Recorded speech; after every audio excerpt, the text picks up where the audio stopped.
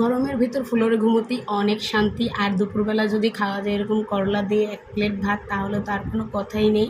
আসসালামু আলাইকুম, কেমন আছেন সবাই? ঈদ কেমন কাটলো সবার? আমার তো এখনও ঈদের রেশ কাটেনি, কারণ আমার ছুটি এখনও শেষ হয় নাই। আমি এখনও ছুটিতেই আছি, তাই বাসায়। আর এখন পর্যন্ত ঈদ গেল, ঈদের দিন মনে হয় একটা ভিডিও আপলোড করছি, আর এখন পর্যন্ত কোনো ভিডিওই আপলোড করিনি। কোনো ভিডিও আমি করিও নি, শুধু ঘুরে বেরিয়েছি আর আনন্দ ফুর্তি করেছি এই। তাই আজকে একটা সুন্দর ছোট্ট একটা ব্লগ নিয়ে আসলাম, মানে মিনি একটা ছোট্ট ব্লগ। করলা ভাজি করব, ডাল রান্না করব, আর এই পাশের চুলে আমি কিছু বাদাম ছিল সেটাও ভেজে নিচ্ছি। আর এই যে কাঁঠালের বিচিগুলোকে সুন্দর করে পরিষ্কার করে নিলাম।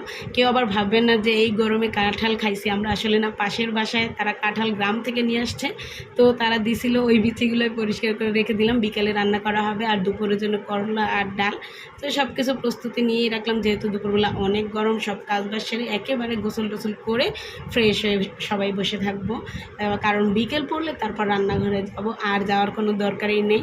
এই জন্য আগেভাগেই সব কিছু করে ফেলতেছি। আর গরমের ভিতর সব থেকে বেস্ট খাবার হচ্ছে আমার কাছে মনে হয় করলা ভাজি, কারণ করলা ভাজি দিয়ে ভাত খেতে কিন্তু গরমে খুবই ভালো লাগে। আরেকটা কথা, আমি কিন্তু করলা দিয়ে পান্তা ভাতও খেতে পারি, অনেকে কিন্তু পারে না, কিন্তু আমি খেতে পারি। আর এই যে দেখেন, ডালের ভিতরে একটা আস্ত বড় বোম্বাই মরিচ দিয়ে দিয়েছি আমি। আর পেঁয়াজ রসুন কাঁচাটা আমি দিই, যখন বাগার দিই তখন ভাজাটাও দিই, কিন্তু আমি কাঁচাটাও দিই। আর আমার হাতে পানি ছিল, এই জন্য লবণগুলো আমার হাতেই লেগে আছে।